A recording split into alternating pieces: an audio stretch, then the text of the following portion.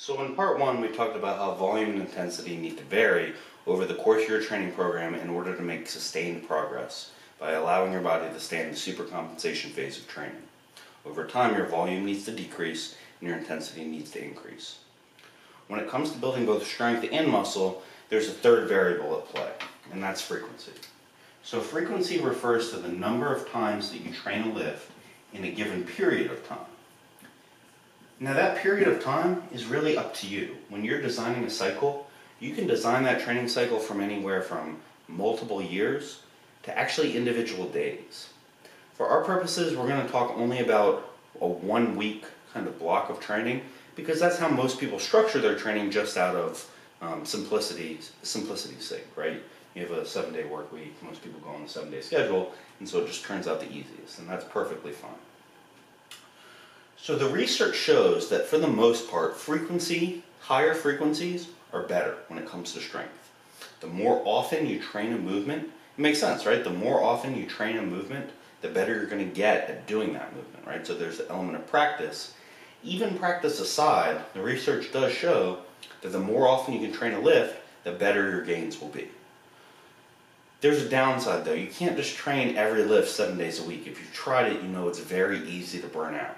And to understand why, you have to go back to the general adaptation syndrome that we talked about in part one and think about that alarm phase. Every time you train temporarily, your body gets a little bit weaker.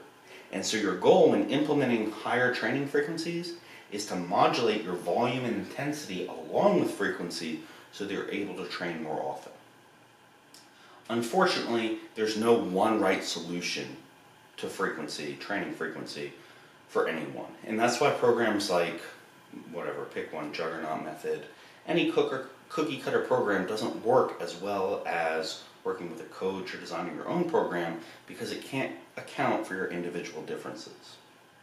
So how do you actually find the ideal frequency? I can't tell you, but I can give you a couple recommendations. First of all, for bench press, more tends to be better. I've found that most people, myself included, tend to respond better to benching 3 to 4 times a week than just benching once or twice. I think that's because the upper body can generally handle less stress than the lower body can. And you'll notice this when you notice that, when you're bench pressing, you can't really grind out reps the same way you can in the squat and deadlift. The upper body just tends not to react that way.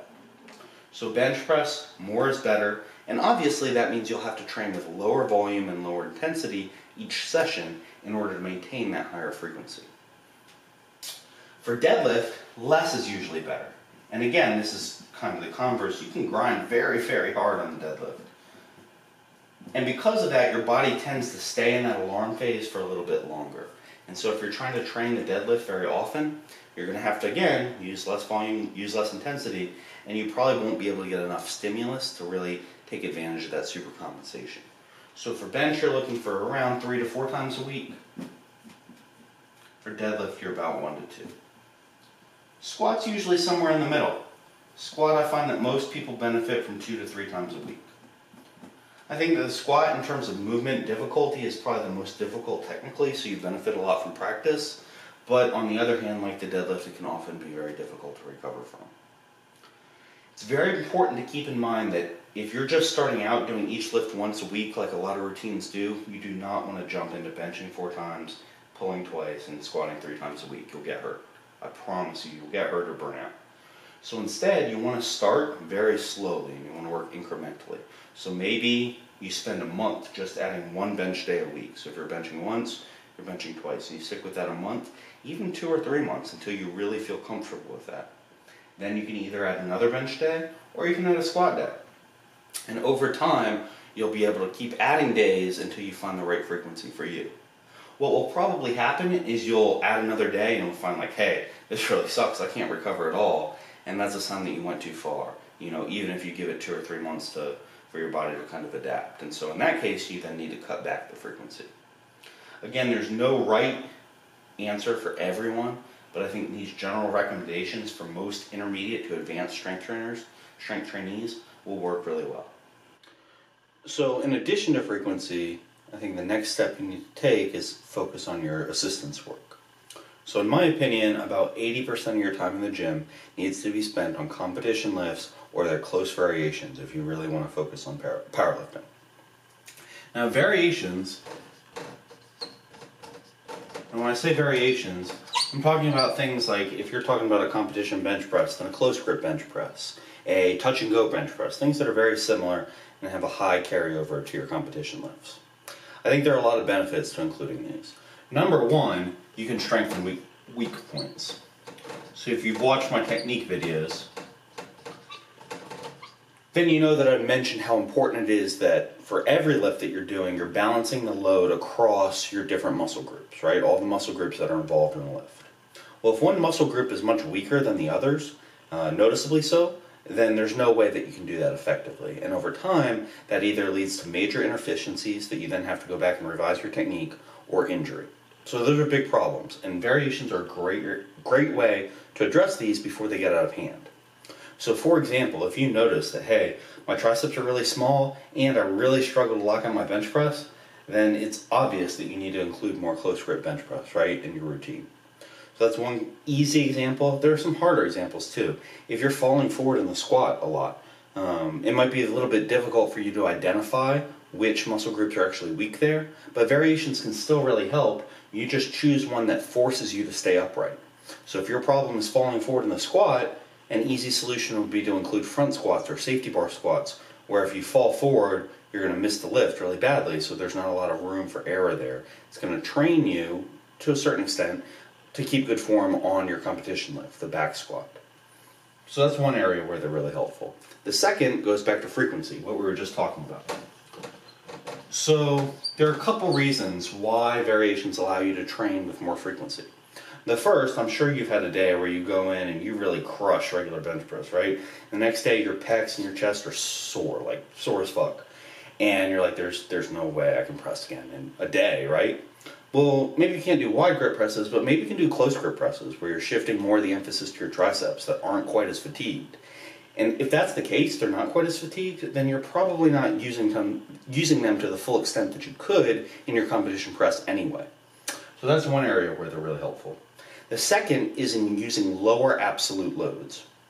What I mean by that, I'm a pretty strong guy, right? Like I can deadlift 800 pounds, and there's a certain threshold when you're including lifts, and we'll talk about this next time, that if you're working below that threshold, you're not really doing that much. And for raw lifters, it's about 55% of your 1 rep max. So working below 55% of your 1 RM, that's not doing all that much good for you unless it's pure technique work, and even then it's only if you're at kind of low levels, just starting out. And so that can be really intimidating. Like I have to go into the gym and I have to deadlift 500 pounds for a light day. It's like, fuck, I don't want to do that. But maybe I can include some other type of variation where, hey, there's no way I can go as heavy on this lift anyway. Maybe it's deficit sumo where my 1 rep max is like 500 pounds. And that way, 55% of that is much lower, right? It's somewhere around 300 pounds. And I can say, hey, yeah, I mean, I feel like crap, but I can go in the gym and I can do 300 pounds. That way I'm getting in that increased frequency. And I'm also probably, again, addressing weaknesses, right? Because why is my deficit sumo so much lower than my competition lift? So that's also beneficial because when you're trying to increase frequency, like I just mentioned, it's very, very difficult sometimes, right? You add that extra day and it's like, holy crap, I can't do this. But you add the extra day with a light variation of your competition lift, and that makes it much, much easier. And the third way it can help increase frequency is just by a little bit of extra mental stimulation. So how many times have you gone to the gym and you're like, God damn, I don't want to squat again today. Like I squatted Monday, I squatted Wednesday, like I'm just tired of squatting. But if it's something else, it's something a little bit different, maybe it's a lot different. Maybe it's leg press, and I don't suggest doing that very often, but that little bit of variety can be a big mental boost. And I promise you, mental carries over to a very, very high extent to your physical performance. And so if you can choose a variation that's going to be a little bit more fun for you, that's a great way to help increase your frequency in your training, help you stay more engaged, help you work harder overall. Now when you're choosing these variations, it's very, very important that you're choosing something that does have carryover to your competition lift. And again, like frequency, this is a trial and error thing.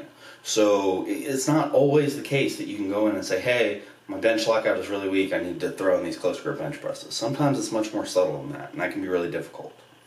I don't want to give you an exhaustive list of what to do when that happens, but my friend Brandon Smitley of the Elite FTS, he has written a pretty exhaustive one for all 3 lifts. So I'm going to link to that in the description below, and you can go check that out if you want to see some suggestions for these various things. But when you're incorporating variations, I think you have kind of 2 routes you can go. I don't think you need to be quite as conservative as you do for frequency. So if you have a noticeable weakness, I think it's better to address that sooner rather than later. So there's no reason, if you are falling forward in the squat, there's no reason you can't just throw in front squats and safety bar squats right away. I think that's perfectly fine. Now you might not know which has better carryover, but they're both very likely to help you out. That's if you have an obvious weakness. If you don't, right, maybe you're just trying to increase frequency, maybe you want that mental stimulation, whatever the case may be, I think that then you should take a more conservative approach. And in that case, you're going to implement 1 variation at a time, and you can do that for each lift. You don't have to say, okay, well, let me throw in close grips and see how it affects my squat.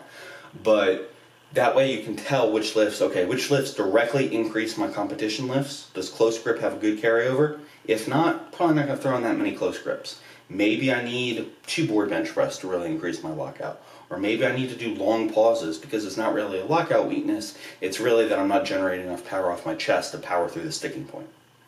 So in those cases, you're going to do 1 at a time until you figure out what works for you. So far I've really only addressed competition lifts. There are value to doing what I call supplemental work. And this is still under kind of, I think, the variation category. I don't know if I spelled that right. Under the variation category, but it's a little bit different. This is stuff like a leg press, like a tricep extension, like ab work, stuff like that, where, in my opinion, this is going to be about 20% of your total time. Time, not volume, okay? So this is minutes in the gym, effort that you spend. You're going to need more volume here, generally, because you don't want to go super heavy or super low rep on things like tricep extensions. That's asking for joint pain. So choosing your supplemental movements. These should be movements for your muscle groups, your smaller muscle groups generally, that aren't getting enough direct stimulation from your competition lifts or the close variations. Generally, for me, it's my shoulders. That's the real big one. Shoulders and maybe hamstrings and glutes to an extent. I tend to kind of avoid using those muscle groups in my competition lifts, and so I need to add supplemental movements in order to bring them up to speed. Supplemental movements should always be very light, okay? So this is not something you're doing with a barbell. It's something that you're going to be doing with light dumbbells, resistance bands, machines, and you're really, honestly, with these supplemental movements, you're going for the pump, okay? I think that the big benefit to them are getting that little extra volume in without impacting your recovery, right? So you're not stuck in that alarm phase of the general adaptation syndrome. And to keep them light and still get benefit, you have to do very high volume. So I don't think, when you're doing supplemental lifts, I don't think you need to count sets. I don't think you need to count reps. I don't think you need to worry about quite how long you're doing it, as long as you're somewhere around in this 20%. You pick a movement, you pick a weight, or a resistance band, and you just kind of go at it with lightweight, high reps, high sets, until you feel like you have a pretty massive pump going on. Once you hit that point, you can stop. Okay, that's it. You've stimulated the muscle. There's no need to work it into the dust. You're just getting a little bit of supplemental exercise. Think of it just like your supplements in your nutrition plan. They're not going to make or break you. They're just nice extras to make sure that, hey, I'm training these muscles, I'm keeping them balanced so I'm not going to get hurt, and so I'm going to be able to recruit them better in my competition lifts. I think way too many people focus on supplemental movements as kind of like almost the bread and butter of their program, 50% or even more of their total training volume, and it's just, they're not going to do that much for you when you're training for strength. When you're training for hypertrophy, it's a whole different ballgame, okay? Really, none of this applies in the same way if muscular size is also one of your goals. And especially not if it's your primary goal, okay? I want to be pretty clear on that. So, one other thing I'd like to mention, I made an offhand comment yesterday in my video about 531 and how I don't really like it, and a lot of people seem to almost take offense at that, and I certainly do not by any means mean to say that 531 is a bad program. I think 531 is a great program. I think it'll work very well for a lot of people for a limited amount of time. It will not work forever. And I think that's one of the major limitations of all popular programs. by necessity, if it's a popular program, it's not accounting for individual differences. And your goal when you're designing your own perfect powerlifting program is to account for those individual differences. So you can make something that's applicable to you, and it's responding to your own structures, your own recovery, your own life situation, like what time you have to train, all those things. And until you do that, you're never going to have the perfect powerlifting program. That's the whole point of this series, okay? That's where I'm kind of coming from with it. Now, if that's not important to you, that's great. Like, honestly, you'll probably be a healthier individual overall because of it. Not stressing over, hey, I'm doing things optimally or I'm doing things perfect.